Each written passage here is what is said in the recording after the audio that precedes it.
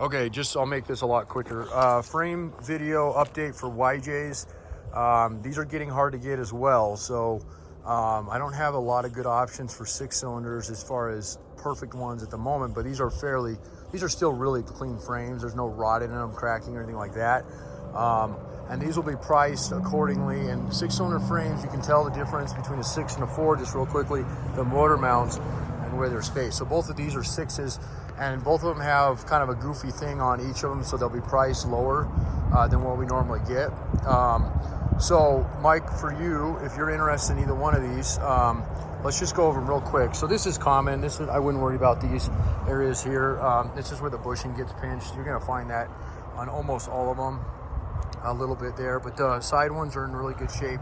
This frame would have been a grade A. It needs to be washed really bad.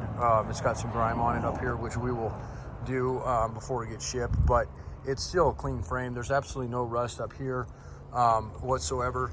And it's got a little bit back on this cross member, but it's really just surface. I mean, it's got a little bit of scaling on it.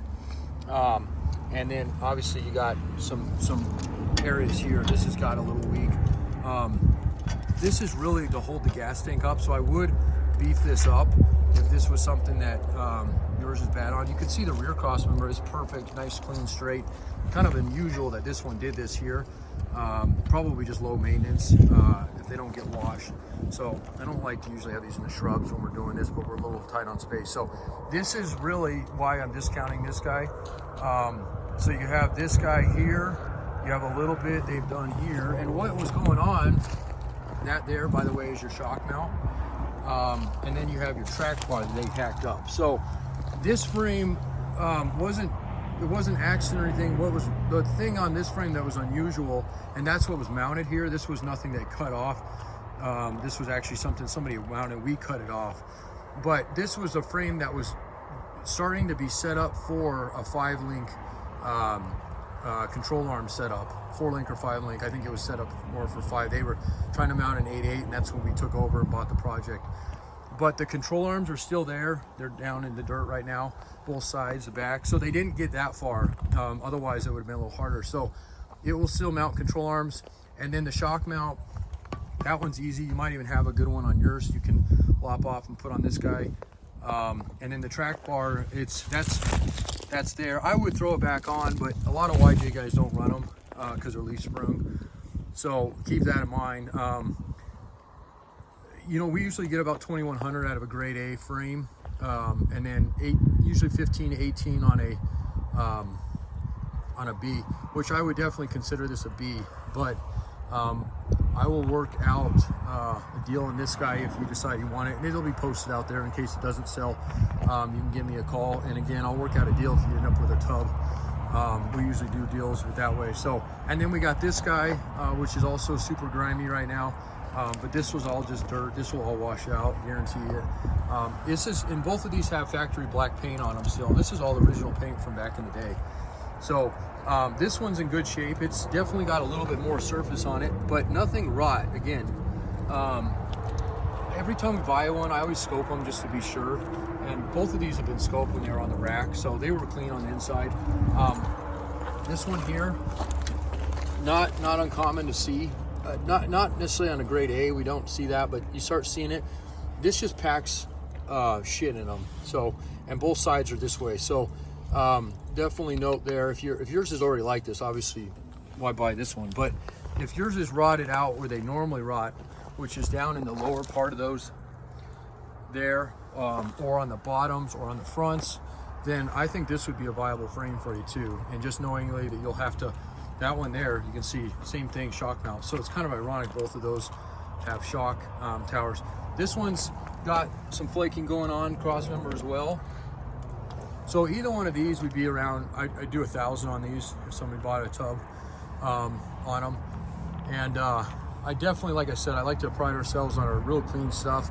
But you know, sometimes people have the ability to fix something, and this is in that case. So save you almost $1,000 on something like that if that's better than what you got. If it's not, then you know.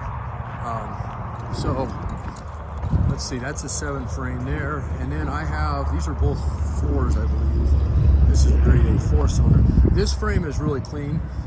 This would be priced a little bit higher, but you'd have to move your motor mounts. Because those are 4-cylinder frame motor mounts are moved back to accommodate for the shortness of the block. So, but otherwise, and this one's kind of goofy the way it's stacked, but otherwise that's a absolutely stunning, beautiful frame, straight, clean, whatnot on that guy. This is also a 4-cylinder frame. This one will be discounted. This is a really clean frame. No rust, anything like that on it. Back through here, and then you start seeing a little bit of, you know, oxidation, if anything, but nothing bad. But then this one, this is what they did on this one. They put a stupid aftermarket bumper, and whoever did it freaking hacked the rear support off, so that sucks. Not hard to fix, and they do sell those, and I probably have one of those if that was something of interest. But do remember, that's a 4-cylinder, so that would take the rear support and also your motor mounts being moved up. That's got the track bar mount intact. That's got nice shock towers, both sides. So, you know, just comparing those, that's one of my employees that bought my old Jeep. And the first thing he did, was lucky to be alive, he got hit by a semi. And he just did a complete frame swap on his Jeep here in the garage just last week and videoed the whole thing. So hopefully we'll have a video of that. That'd be cool. That's on a TJ. So that frame's done. And then the frames that are in the Jeeps that we looked at earlier, both are 4-cylinder. So, you know, I know the one in the back, the first one is going to be done, but the second one might be decent. But again, just realize these are frames that are going out. Matter of fact, the one on the right's going with me when I deliver here in a week. That one's going to Florida. The one on the left, that's old CJ. And then the tubs here. This one's actually going to end up with me. We're going to ship it, but this is that order we pushed up and going to end up taking out with us. So, but that's what they look like when we do freight them. And man, these crates have gotten exceptionally hard to build. Just getting wood, we used to get them for next to nothing, and now we're having to buy wood just to kind of complete. You know, this is a solid crate, but it is goofy. But we got to make do what we do so we don't pass too much of those expenses on the customer. So, and then one last thing here. I don't think my YJ fenders are over here, but I just wanted to quickly, I got a whole bunch of fenders in. So these are all TJs here, and half these are sold already. But I do believe, actually there's a YJ one up there in the front. So this is a grade A YJ fender here, I believe. Yeah, so out of this whole bunch, there's a right and a left, I believe. Yeah, that other one is, I think, right there. And that's also grade A. So I'll put the grade A fenders on there just because it's body and they're a little harder to fix those. I might have a couple of those beat up, so if you want, you know, lower grades of those, still rust free, I might have something in the back. We have, but just, and then anything else you can think of that are like, you know, these big items, hoods, fenders, tubs, frames, axles, that stuff is all way easier to ship when we ship out, or when I do the delivery now, or when we ship freight later, versus trying to ship this stuff ground. Fenders are really hard to ship ground, and they often get damaged. So, all right, it's now 28 degrees, my hand's blue, so I'm gonna go. But 303-666-9020, I appreciate you taking a little bit more time with me today, and we'll chat with you later.